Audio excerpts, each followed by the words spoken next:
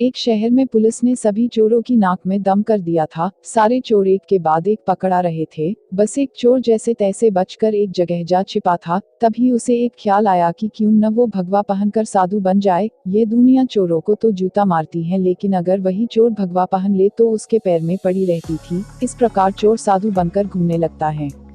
कुछ दिनों बाद पाखंडी साधु में एक कला थी कि वो बोलने में बहुत माहिर था। प्रवचन तो उसके बाएं हाथ का खेल था। इस कारण साधु की निकल पड़ती हैं। उसके बहुत से शिष्य बन जाते हैं। कई लोग उसके आगे पीछे घूमने लगते हैं। उसे मुफ्त में खाने को मिलने लगता है। बस उसे सांसारिक जीवन छूटने का दुख रहता है।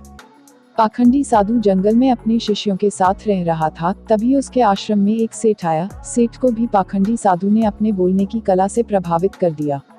साधु से मिलकर जब सेठ अपने घर पहुंचा तो उसे एक ख्याल आया। असल में सेठ को एक दुविधा थी। उसके पास बहुत सोना था जिसे चोरों के डर के कारण वो अपने घर में नहीं रख सकता था। उसने सोचा क्यों न ये सोना साधु के आश्रम में रख दिया जाए, क्योंकि साधु को कभी कोई मोह माया नहीं रहती। वो तो भगवान का रूप होते हैं। किसी को ऐसे देवता पर शक भी नहीं होगा कि उनके आश्रम में सोना गड़ा हुआ है। ऐसा सोचकर सेठ दूसरे दिन सोना लेकर पाखंडी साधु के आश्रम आता है और उससे पूरी बात बताता है। फिर क्या था, पाखंडी साधु का तो दिल गदगद हो गया। उसकी आंखें तो उस सोने की पोटली से हट ही नहीं रही थी। उस सेठ ने वो सोने की पोटली आश्रम के एक पेड़ के नीचे दबा दी और वहां से चला गया। अब साधु को नींद कहाँ आनी थी। वो रात भर उस सोने की पोटली के बारे में सोचता रहा। उसने सोचा अगर ये सोना मिल जाए तो जीवन तर जाएगा, सांसारिक सुख भी मिलेगा जो इस भगवा कपड़ों ने छीन लिया है। इस तरह साधु ने कई सपने देख डाले। दूसरी तरफ सेठ सोने को आश्रम में रख कर संतुष्ट होकर सो रहा था। कुछ समय बीतने पर साधु ने एक योजना बनाई। उसने सोचा कि वो इस सोने को लेकर चला जाएगा और सेठ को शक ना हो, इसलिए वो उसके घर जाकर जाने की बात कहेगा ताकि सेठ को ये ना लगे कि साधु सोना लेकर भागा है।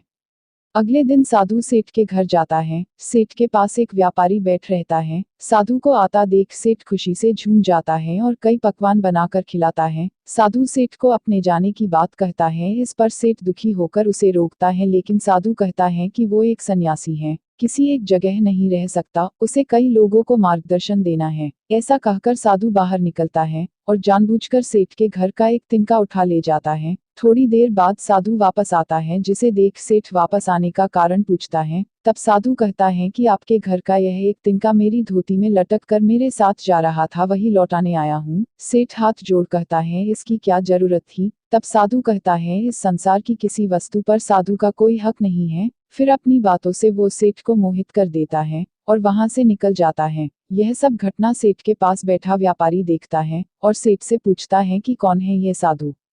तब सेठ उसे पूरी बात बताता है, जिसे सुनकर व्यापारी जोर जोर से हंसने लगता है। सेठ हंसने का कारण पूछता है। तब व्यापारी उसे कहता है तुम मूर्ख हो, वो पाखंडी तुम्हें लूट के ले गया। जिस पर सेठ कहता है कैसी बात करते हो, वो एक संत है, बहुत ज्ञानी है। व्यापारी कहता है अगर तुम्हें अपना सोना बचाना है तो उस जगह चलो जहां सोना दबाया था। सेठ उसे वहां लेकर जाता है और खुदाई करता है, लेकिन उसे कुछ नहीं मिलता। वो रोने लगता है। तब व्यापारी उसे कहता है रोने का वक्त नहीं है, जल्दी चलो, वो साधु दूर नहीं गया होगा। सेठ और व्यापारी पुलिस को बोलते हैं और पुलिस उस पाखंडी साधु को ढूंढ लेती है। तब सभी को पता चलता है कि वास्तव में यह कोई सिद्ध बाबा नहीं, एक चोर था जिसने अपनी बोलने की कला का इस्तेमाल कर कई लोगों को लूटा था। पुलिस से बचने के लिए भगवा पहन लिया था।